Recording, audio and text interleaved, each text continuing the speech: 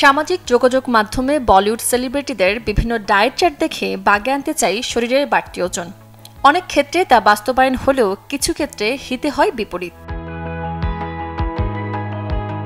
B টাউনের fit অভিনেত্রী কারিনা কাপুরের ডায়েটিশিয়ান রুজুতা দিওয়াকার জানালেন, বুঝে শুনে শরীরের জন্য সঠিক ডায়েট বেছে নিতে হবে। তিনি আরও জানান, এ সময়টাতে ছেলেমেয়েরা তাড়াহুড়ো করে খায়, সেই সাথে টিভি বা সোশ্যাল মিডিয়া স্ক্রল করতে করতে খাবার শেষ করে, যা স্বাস্থ্যের জন্য অস্বাস্থ্যকর।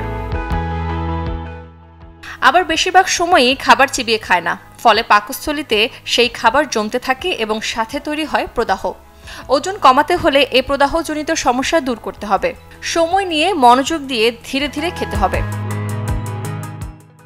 খাবারের তালিকায় fish oil, fatty acid, vitamin, protein powder দিনভর খাবারের পাতে থাকে এসব সাপ্লিমেন্ট। খাবার তুলনায় কম কিন্তু সাপ্লিমেন্ট বেশি, তাহলে সেই ডায়েটও শরীরের জন্য উপযুক্ত নয়। দৈনন্দিন খাবার থেকেই যাতে শরীরের প্রয়োজনীয় পুষ্টি পায় সে ব্যাপারে জোর দিয়েছেন পুষ্টিবিদ রুজুতা। এছাড়া ব্যালেন্স ডায়েট নিয়ে বলেন, সেখানে প্রোটিন, কার্বোহাইড্রেট, ফাইবার, ভিটামিন, খনিজ, স্বাস্থ্যকর ফ্যাটের উপযুক্ত ভারসাম্য থাকতে হবে। সারাদিনে খাচ্ছেন এমন সব খাবার যা আপনার পছন্দ না, অথচ চিন্তা ভাবনা করছেন সুস্বাদু খাবারের কথা।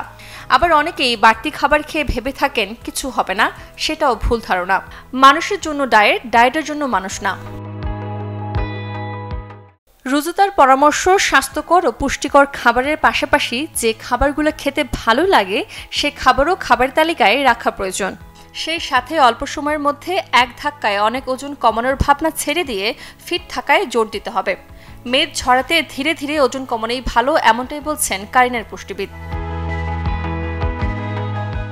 আর ডায়েটের পাশাপাশি সপ্তাহে অন্তত 150 মিনিট যোগাসন, ওয়েট নিয়ে ব্যায়াম, দৌড়ানো বা হাঁটা রুটিনের তালিকায় রাখতে বলেছেন এই পুষ্টিবিদ।